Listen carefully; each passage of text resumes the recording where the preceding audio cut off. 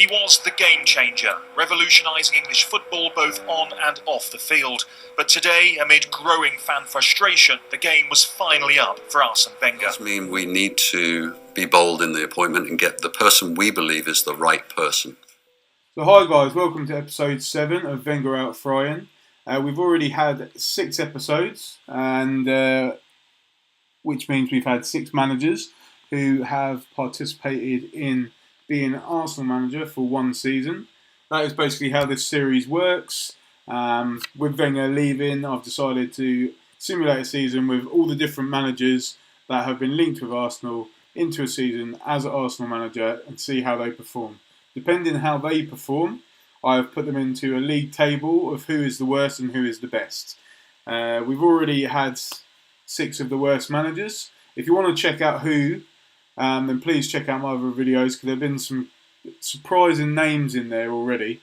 And also going forwards, if you want to see who has outshone these managers and who will be the eventual winner, then please subscribe to the channel and please like.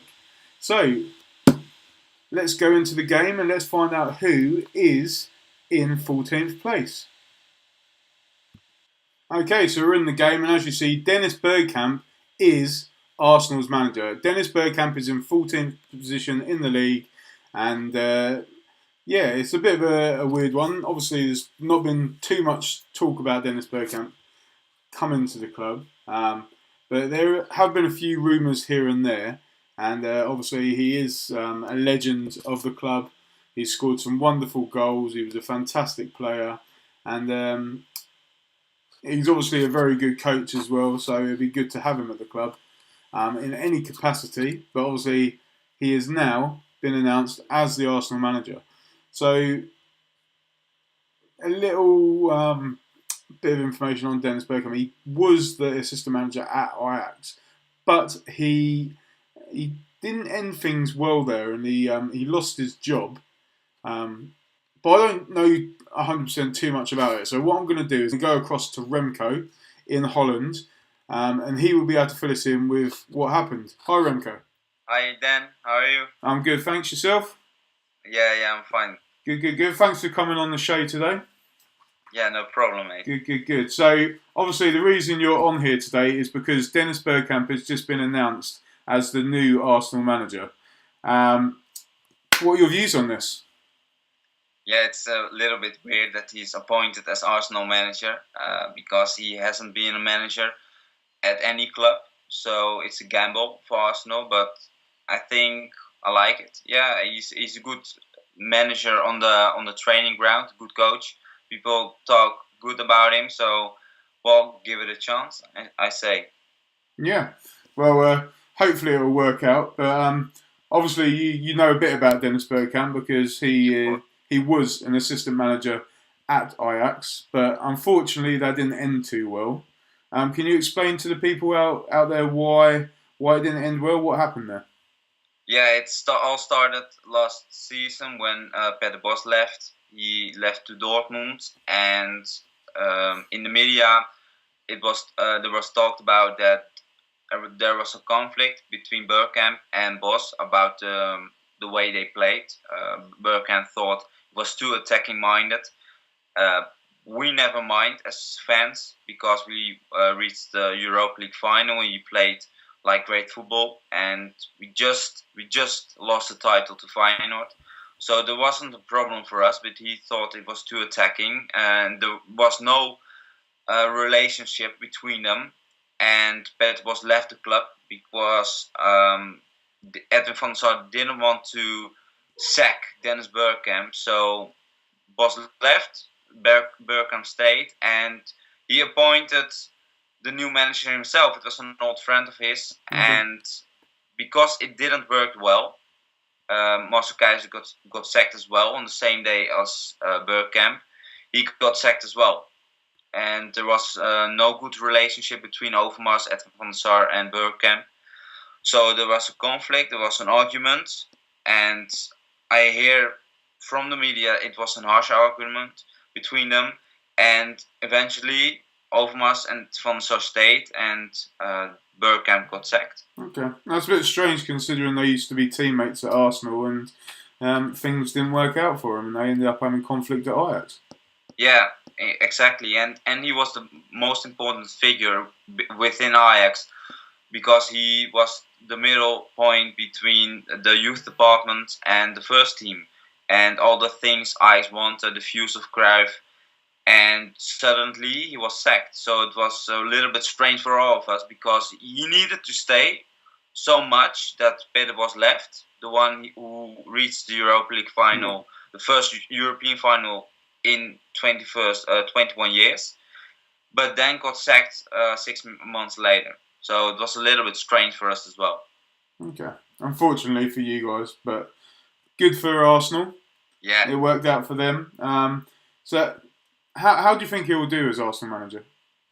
I don't know because I have never seen him as a manager, but I know the players talk great about him, about his abilities to get to make players better, to develop them.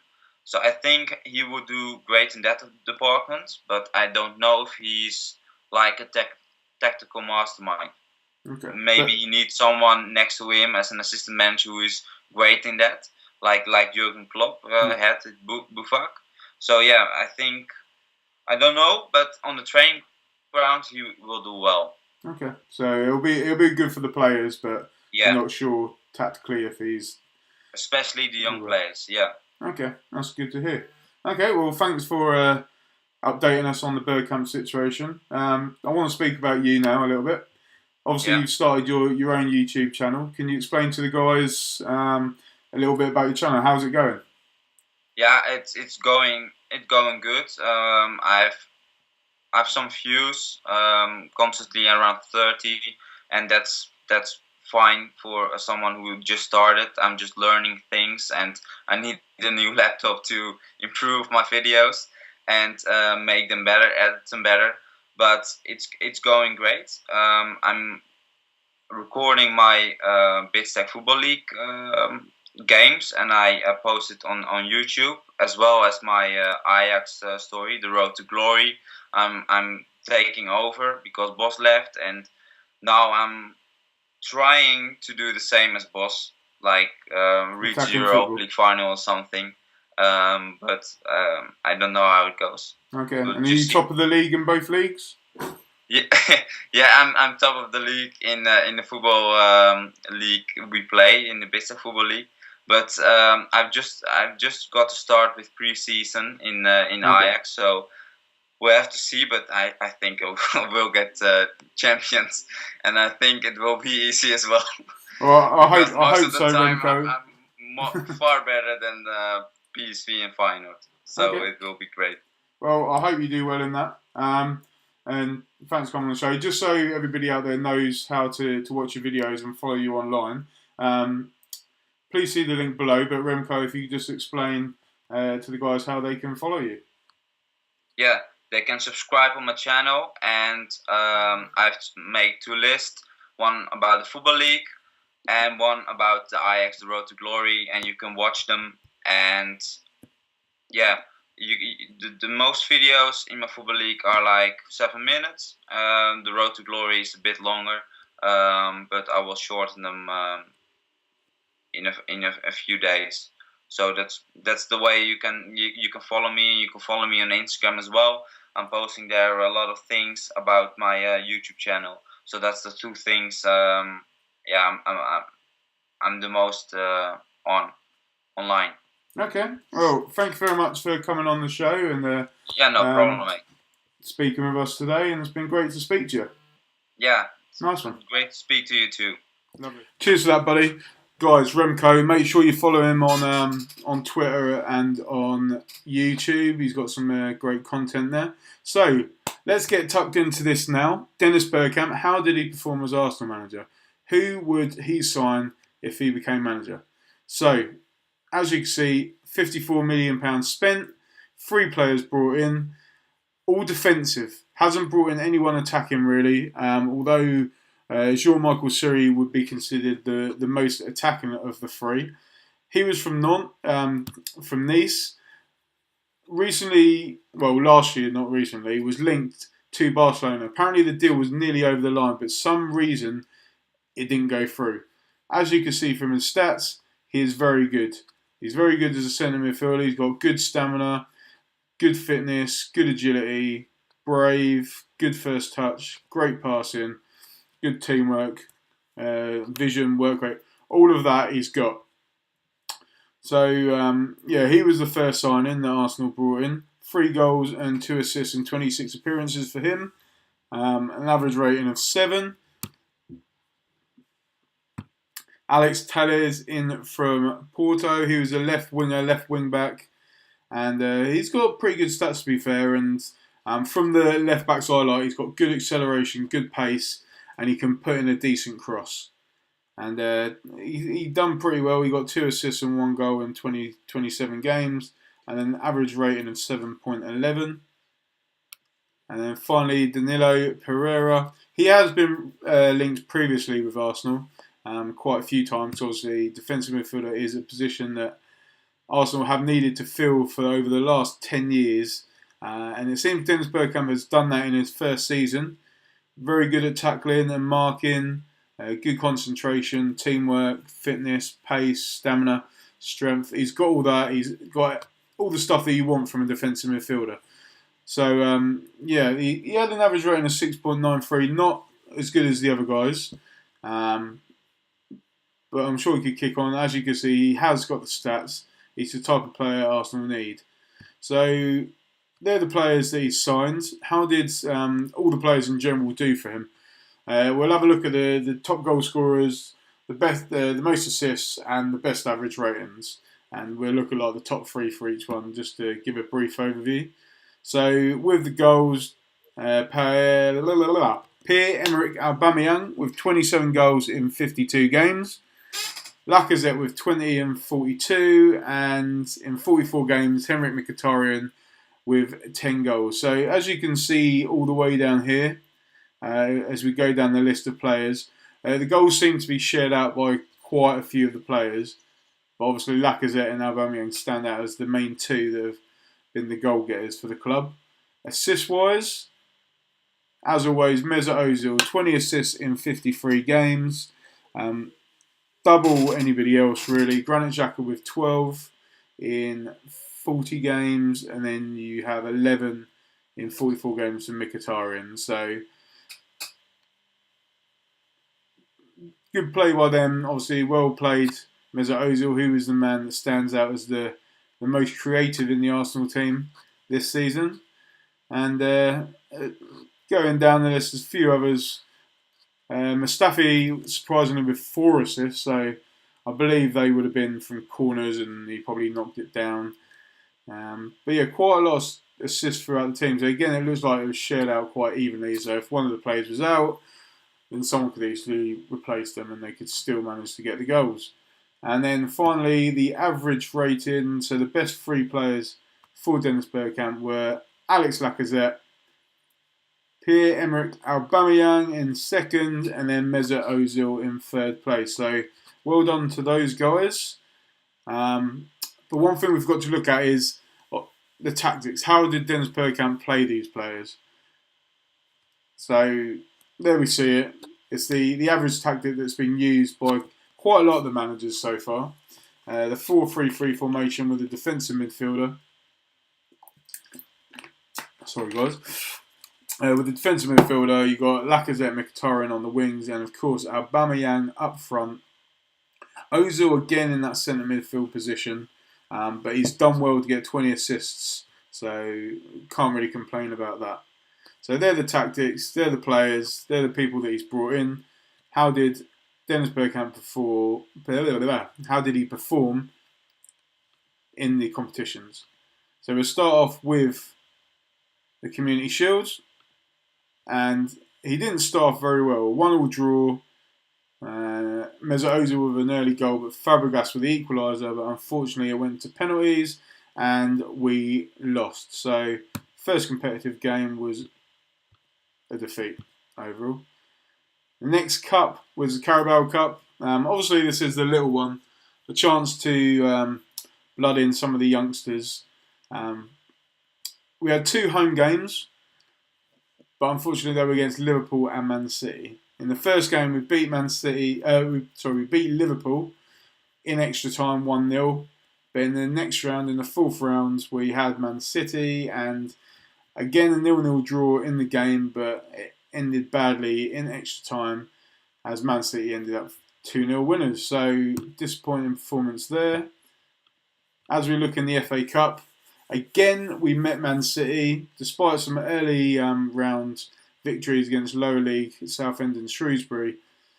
It ended after a 1-1 home draw with Man City, and then we played the replay at the Etihad, and Man City ended up 3-2 winners. So the first 3 cup competitions have not gone down well. Can he salvage the season in the Europa Cup? Not quite.